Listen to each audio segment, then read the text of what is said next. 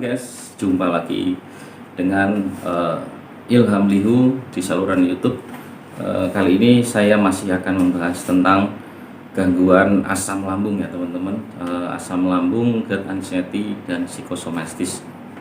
Oke teman-teman, jangan lupa jika teman-teman menyukai video ini, like and subscribe channel ini, lalu teman-teman bisa nyalakan notifikasinya agar teman-teman nanti bisa mengetahui jika ada video-video yang terbaru dari channel ini. Oke teman-teman, langsung saja ya. Kemarin ada beberapa yang ada pesan yang masuk ya dari beberapa inbox, itu termasuk juga di Facebook, ada juga yang WA ya teman-teman. Jadi saya memang ingin berbagi ya bagi teman-teman yang ingin konsultasi atau sharing ya tentang gangguan asam lambung, karena kebetulan saya juga salah satu salah satu penderita ya, dan alhamdulillah dengan segala kedisiplinan itu gangguan asam lambung itu bisa teratasi dalam kurun waktu 1 tahun lebih ya teman-teman. Jadi begini teman-teman, bagi yang ingin berbagi atau sharing, menanyakan, silahkan tulis di deskripsi di bawah video ini ya, komentar aja. Insya Allah nanti pasti akan saya balas, atau mungkin bisa di inbox Facebook saya ya teman-teman. Kalau longgar pasti saya balas teman-teman. Oke teman-teman, faktor asam lambung lama sembuh. Kenapa ya teman-teman? Jadi saya membaginya ada 7 faktor ya teman-teman. Jadi yang pertama itu adalah faktor sistem imun, yang kedua itu faktor usia, yang ketiga faktor lingkungan, keempat faktor penyakit penyerta ya, yang kelima makanan dan minuman, yang kelima ya, yang keenam itu adalah faktor pikiran dan stres ya, dan yang ketujuh ini adalah faktor keikhlasan atau bisa dibilang dari kita memperoleh kesembuhan dari hati kita yang paling dalam ya teman-teman. Jadi faktor sistem imun ya teman-teman. Jadi begini, kenapa ya ada yang si A atau si B itu sembuhnya berbeda. Ada yang si A 1,5 tahun, lalu si B itu bisa 4 tahun bahkan belum sembuh, dia masih tidak bisa melanggar pantangan. Jadi mungkin yang pertama faktor imun itu ya, karena setiap orang itu memiliki imun yang berbeda-beda ya. Si A imunnya bagus, si B belum tentu ya. Semua ini karena dipengaruhi oleh pola-pola dari faktor-faktor yang lainnya. Ketika sistem imun itu bagus, itu untuk mencapai kesembuhan itu akan sangat cepat ya. Jadi ada namanya healing factor ya. Misalkan salah satu contohnya ketika kita terluka dalam kondisi sehat itu akan sembuh ya, sehari 2 hari itu luka akan sembuh kembali. Berbeda dengan kita yang memiliki sistem imun lemah ya, atau mungkin ada penyakit bawaan atau penyakit penyerta. Yang kedua itu faktor usia ya teman-teman. Jadi faktor imun dan usia ini sangat berpengaruh teman-teman. Jadi ada anak kecil berusia 10 tahun itu faktor imun dan usia itu untuk mencapai kesembuhan itu sangat cepat, karena metabolisme anak kecil itu perkembangan metabolismenya itu sangat cepat ya. Dia lari-lari ke sana kemari ya teman-teman, bermain, tidak punya rasa capek, rasa kesal ya. Jadi anak-anak seperti itu main, keringetan, tidur, besok main lagi, jatuh dari sepeda, sembuhnya juga cepat. Berbeda dengan usia-usia kita yang sudah di atas 30 tahun ya teman-teman, atau 40 tahun.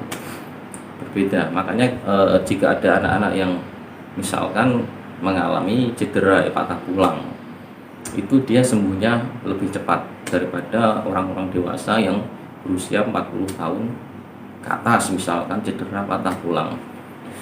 Jadi seperti itu ya. Jadi tadi ada sistem imun, lalu faktor usia, ini saling berkaitan ya teman-teman. Yang kedua, faktor lingkungan. Faktor lingkungan, misalkan ada si A, si B. Si A itu dia tinggal di lingkungan yang mendukung. Dia punya suami, punya istri yang pengertian, yang mendukung. Oh ya, iya, istri saya atau suami saya sedang sakit, misalkan dirawat atau mungkin diberi semangat teman-teman, dibuatin makanan. Karena kan kalau sakit, untuk membuat makanan, minuman aja kita kesulitan ya. Nah, ini salah satu yang mempengaruhi menurut saya, faktor lingkungan.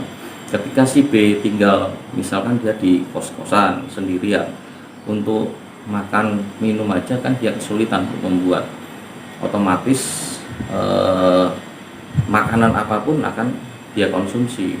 Padahal itu adalah pantangan, misalkan tidak ada yang masak, makan ada nasi padang atau lain, walaupun itu dipisah tidak memakai sambal, tapi kan disitu ada santan dan lain-lain. Begitu juga saya waktu itu di lingkungan ya, kebetulan ada istri ya yang mensupport membuat. Hampir 1 tahun waktu itu saya disiplin makanan ya, makannya hanya tahu tempe dikukus, itu pun sama nasi lembek ya. Lalu saya mengambil vitamin lain-lain itu dari telur puyuh ya. Telur puyuh itu saya buat sop, sama dada ayam, itu pun tidak, itu direbus semua ya teman-teman. Itu saya makan hampir selama setahun. Di situ karena kedisiplinan tersebut, mungkin luka lambung yang tadinya sudah ada di lambung itu akan menutup perlahan-lahan selama kita tidak membuat luka lambung itu menjadi cedera kembali. Seperti itu ya teman-teman. Lalu kemudian ada keempat ya, faktor penyakit bawaan. Misalkan penyakit hipertensi, diabetes, atau mungkin penyakit-penyakit yang lain yang bisa menimbulkan kecemasan yang berlebihan ya. Misalkan orang dengan darah tinggi, seperti itu. Orang dengan misalkan memiliki gangguan jantung ya. Untuk gangguan jantung dan asam lambung ini sudah saya jelaskan ya di channel video saya yang sebelumnya ya. Yang di atas ini yang nanti bisa diklik. Jadi perbedaan antara penyakit mah dan jantung ya, karena yang saya rasakan itu hampir sama kondisi seseorang yang mengalami gangguan asam lambung dan kondisi seseorang yang mengalami gangguan jantung. Lalu selanjutnya ada ya, faktor makanan dan minuman ya teman-teman. Jadi yang ini ya, yang membuat saya sembuh itu sebenarnya menjaga pola makan ini. Jadi yang tadi saya ceritakan ya, selama setahun ya, mau tidak mau, bisa tidak bisa ya, saya harus sembuh. Itu yang mindset saya rubah ya.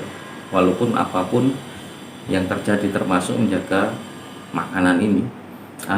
Alhasil ya, selama setahun itu berat badan itu turun sampai di bawah 50 kilo. Tapi kondisi saya berangsur-angsur membaik. Seperti itu teman-teman. Itu badan ya, kalau saya bilang tinggal hampir seperti tengkorak ya teman-teman, kurus, bawah 50 kilo itu. Jadi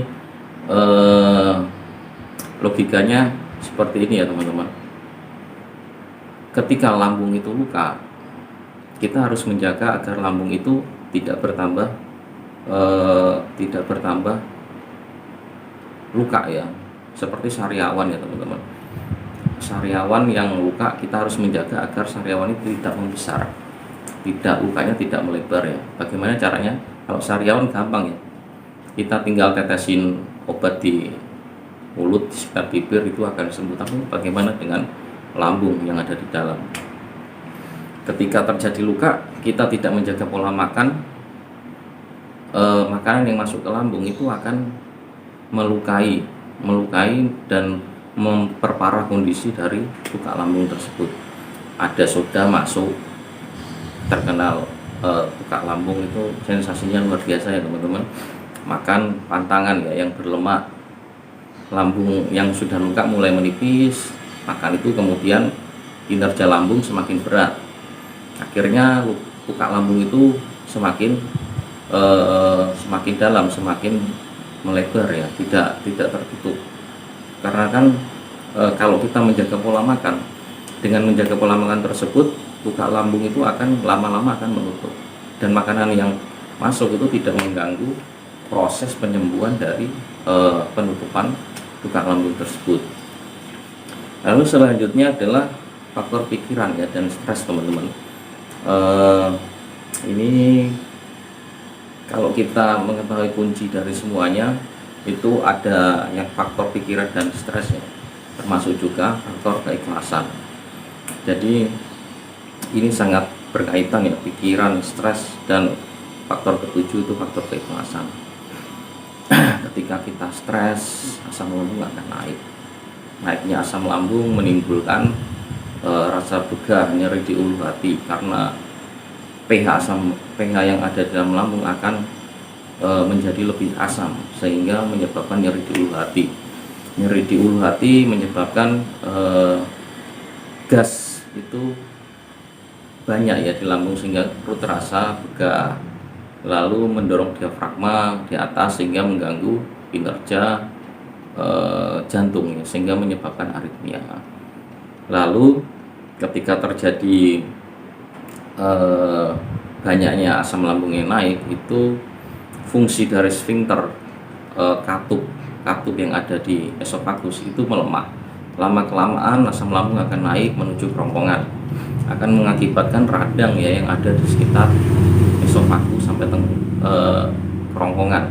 Lalu akan muncul radang tenggorokan ya, sari awan di mulut, lalu kemudian luka-luka lidah menjadi pucat, bau mulut, gigi keropos ya, dan lain sebagainya. Ketika ini menjadi parah, ini di esofagus ini itu akan muncul luka-luka dan bisa menyempit ya. Ini berbahaya sekali. Ketika ini menyempit, makanan dan minuman itu tidak akan bisa masuk, itu akan kembali karena terjadi luka-luka kecil di sekitar sinden, itu akan lengket ya teman-teman, seperti itu. Lalu yang ketujuh adalah faktor keikhlasan ya teman-teman. Faktor keikhlasan ini menurut saya berkaitan dengan mindset ya, dengan ibadah. Ketika kita sudah melakukan keenam faktor tersebut, tapi kita tidak sembuh, kita harus memperhatikan faktor keikhlasan. Sudahkah kita ikhlas dengan apa yang kita alami? Ketika kita sudah ikhlas, saya yakin faktor kesembuhan itu berangsur-angsur akan datang. Ketika kita sudah menjalani menjaga pikiran, stres, pola makan, dan lain-lain, kita harus ikhlas, kita serahkan semuanya kepada Sang Pencipta teman-teman, dengan menambah volume ibadah, banyak mendirikan kalau kita Islam yang mendirikan sholat malam, tahajud, karena tahajud itu pengaruhnya sangat besar teman-teman. Itu sudah saya jelaskan ya secara walaupun tidak full ya di video saya yang judulnya Asam Lambung Sembuh Total. Ya, itu di waktu itu saya dirikan sholat malam, dan alhamdulillah berangsur-angsur dalam kurun waktu beberapa bulan itu sembuh teman-teman. Jadi faktor itu yang menentukan kita bisa sembuh, 7 faktor itu ya teman-teman. Ya, oke teman-teman, bagi teman-teman yang ingin saling berbagi, saling sharing ya, bisa komentar aja di bawah sini, di komentar di bawah video ini ya teman-teman, ataupun bisa inbox di Facebook, insya Allah akan saya balas teman-teman, karena saya sendiri pernah merasakan ya betapa kita penuh perjuangan yang menghadapi gangguan asam lambung ini. Ketika kita mendapatkan kecemasan yang berlebihan, kelihatannya kita sehat, tapi orang-orang kelihatannya kita sehat di mata orang-orang ya, tapi mereka tidak merasakan kondisi kejiwaan kita ya, yang mengalami gangguan psikosomatis. Oke, mungkin itu saja teman-teman ya, video kali ini.